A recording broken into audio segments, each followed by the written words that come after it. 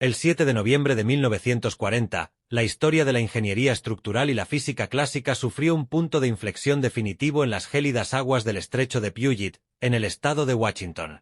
Aquella mañana, el que era considerado el tercer puente colgante más largo del planeta, una obra cumbre de la arquitectura civil que prometía conectar de forma idílica la península de Olympic con el resto del continente americano, se desintegró por completo en cuestión de horas, cayendo como si fuera un trozo de papel quebradizo.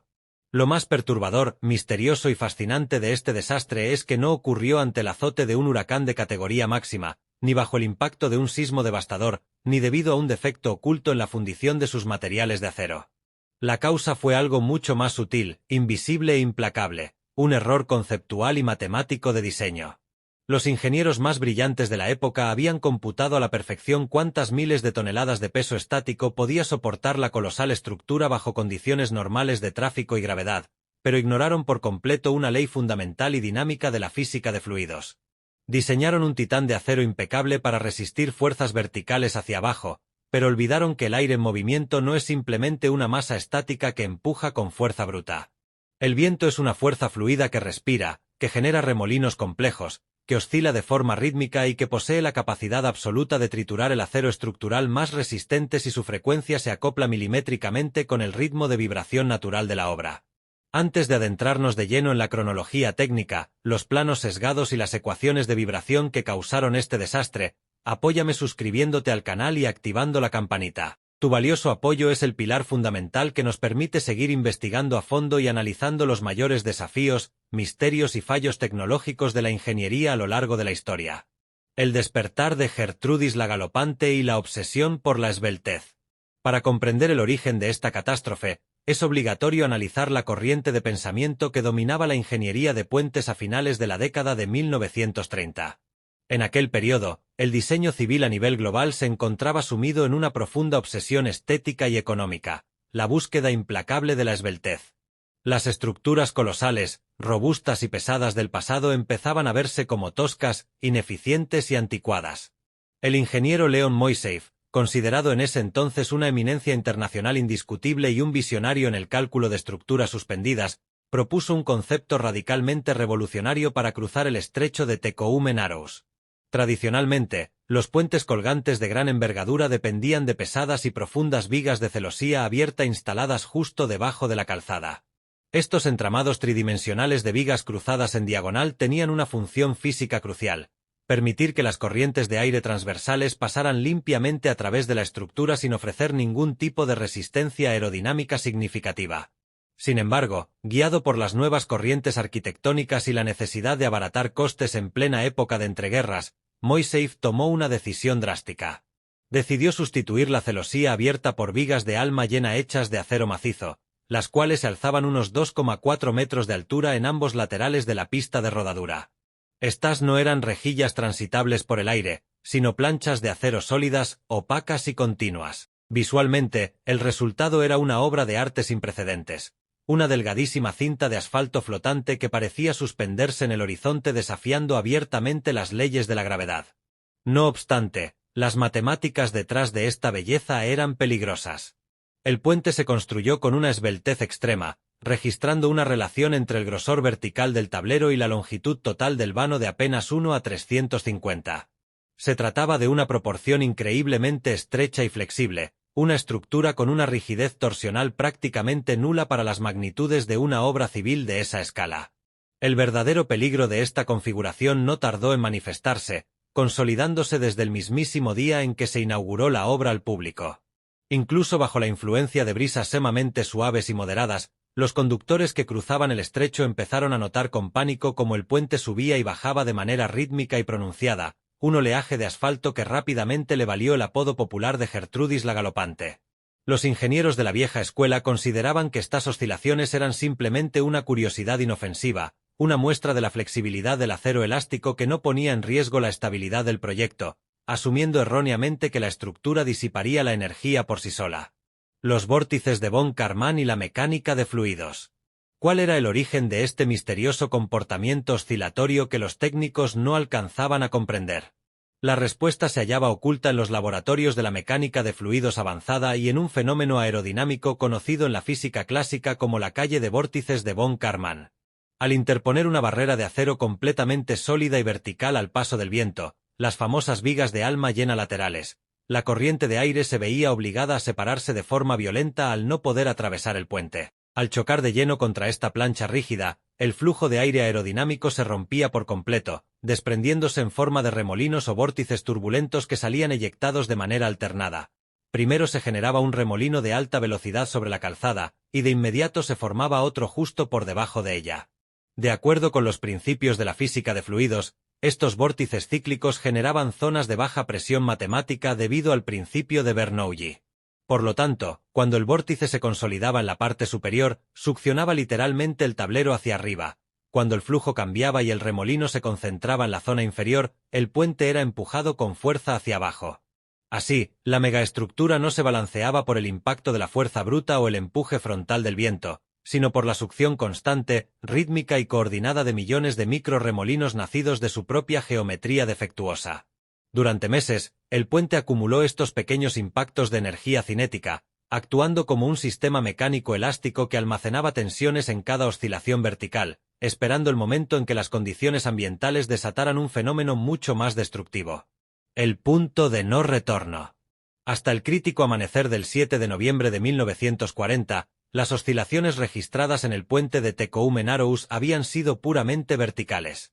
La pista subía y baja como una montaña rusa, una situación que resultaba sumamente alarmante para los usuarios y los técnicos, pero que todavía se mantenía dentro de los márgenes de flexión del acero estructural.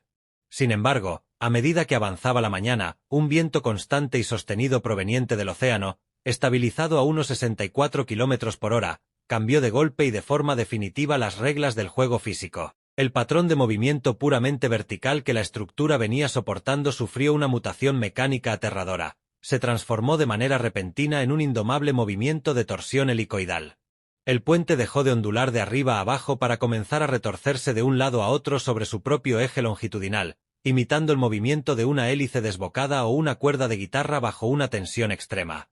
Ahora, el centro de la calzada permanecía relativamente estático, mientras que los laterales subían y bajaban de forma alterna y violenta. Cuando una mitad longitudinal de la carretera se elevaba en un ángulo pronunciado hacia los cielos, la otra mitad se hundía en el vacío profundo del estrecho, creando una deformación geométrica sin precedentes que fracturaba el asfalto y retorcía las defensas de acero como si fueran simples varillas de plástico. Si te apasiona desglosar la física oculta detrás de estos grandes desastres y deseas comprender a la perfección cómo la ciencia moderna logró corregir estos fatídicos errores para dar vida a las megaestructuras del siglo XXI, este es el momento perfecto para apoyarnos. Suscríbete al canal si todavía no lo has hecho y asegúrate de activar la campanita de notificaciones. Tu valiosa interacción es el motor que nos impulsa a seguir desarrollando simulaciones técnicas de alta fidelidad y análisis profundos para ti. El fenómeno del flameo aeroelástico, Flutter. Lo que verdaderamente terminó por desintegrar el puente de Tecoumen-Aarhus en cuestión de horas no fue el impacto de la resonancia clásica generada de forma aislada por los vórtices de von Karman. El ejecutor material de la estructura fue un fenómeno dinámico mucho más complejo, destructivo y temido en la ingeniería aeroespacial, el flameo aeroelástico, internacionalmente conocido como Flutter. En el preciso instante en que el tablero de acero comenzó a retorcerse de forma helicoidal, el ángulo de ataque en el que las corrientes de viento golpeaban la superficie de la calzada empezó a cambiar drásticamente en cada milisegundo, creando un ciclo de retroalimentación de energía mortal. En un diseño estructural eficiente, el puente debería haber disipado de forma progresiva la energía cinética del viento utilizando la rigidez intrínseca de sus materiales, la fricción de sus uniones y el peso de su propia masa. No obstante, la flexibilidad extrema y la falta de rigidez torsional de la obra de Moiseev provocaron exactamente el efecto contrario.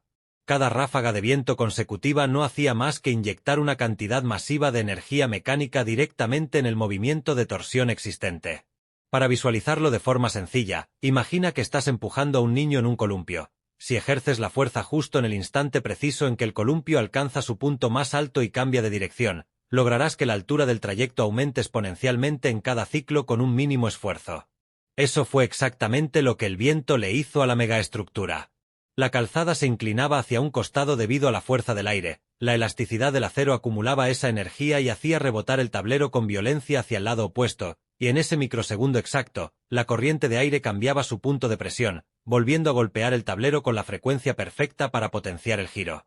El puente dejó de ser una estructura pasiva que resistía los elementos para convertirse en un motor aerodinámico autorregulado, una máquina mecánica que devoraba la propia energía cinética del viento reinante para amplificar sus ondas de torsión sinusoidales y destruirse a sí misma desde el interior. Las ondas sinusoidales cruzaban los cientos de metros de luz del vano central, deformando el plano del puente de una manera matemáticamente perfecta pero mecánicamente catastrófica, llevando los componentes elásticos hacia un punto de fatiga sin retorno. El límite elástico y el colapso mecánico. A medida que las horas avanzaban y la retroalimentación aeroelástica continuaba inyectando energía al sistema, las fuerzas de torsión acumuladas en el vano central alcanzaron un ángulo límite destructivo de casi 45 grados de inclinación. Si bien es cierto que el acero estructural empleado en la construcción poseía una flexibilidad y una resistencia elástica sobresalientes para los estándares de la época, la realidad física dicta que absolutamente cualquier material sólido posee un límite elástico inquebrantable. Cuando las ondas de torsión forzaron al acero más allá de este umbral, el material entró de golpe en su zona de deformación plástica. Esto significa que los enlaces atómicos internos cambiaron de posición de forma permanente. Las vigas ya no podían regresar a su forma original y sufrieron un debilitamiento estructural instantáneo e irreversible. Ante semejante distorsión helicoidal, los tirantes de suspensión verticales, los cables de acero de alta resistencia encargados de transferir el peso de la calzada hacia los dos inmensos cables principales que cruzaban las torres del puente, comenzaron a experimentar ciclos brutales de tensión extrema y distensión absoluta. En un segundo soportaban el triple de su carga máxima de diseño, y al segundo siguiente quedaban completamente destensados, un proceso de fatiga por impacto que destruyó la cohesión metalúrgica del acero trenzado. El desenlace fatal fue inevitable. Uno tras otro, los cables de acero de sujeción vertical comenzaron a reventar de forma consecutiva, produciendo estallidos ensordecedores que los testigos presenciales compararon con ráfagas de fuego de artillería pesada. Al colapsar y cortarse los tirantes de un lateral específico del puente, miles de toneladas de peso correspondientes a la sección central de la calzada se transfirieron de manera instantánea, asimétrica y violenta hacia los pocos cables supervivientes del lado opuesto. Esto desencadenó un fallo estructural en cadena de proporciones colosales. Desprovisto de sus soportes vitales, el masivo tablero compuesto de hormigón armado y pesadas vigas de acero de la sección central se fracturó por completo en varios segmentos, desprendiéndose de las torres de anclaje y desplomándose de forma espectacular directamente hacia las turbulentas aguas del estrecho de Tecoume, dejando únicamente las torres y los cables principales balanceándose en el vacío como mudos testigos del desastre. El legado que redefinió la ingeniería civil moderna. Las impresionantes imágenes cinematográficas del colapso de Tecoume Narrows quedaron grabadas a fuego en la memoria colectiva de la humanidad y cambiaron para siempre, y de forma radical, las matemáticas aplicadas a la ingeniería civil. A partir de aquel trágico 7 de noviembre de 1940, la comunidad científica internacional comprendió a la fuerza que un puente de gran envergadura jamás debe diseñarse considerando únicamente las cargas estáticas, es decir, el peso de los vehículos que transitan por él o el peso de sus propios materiales de construcción.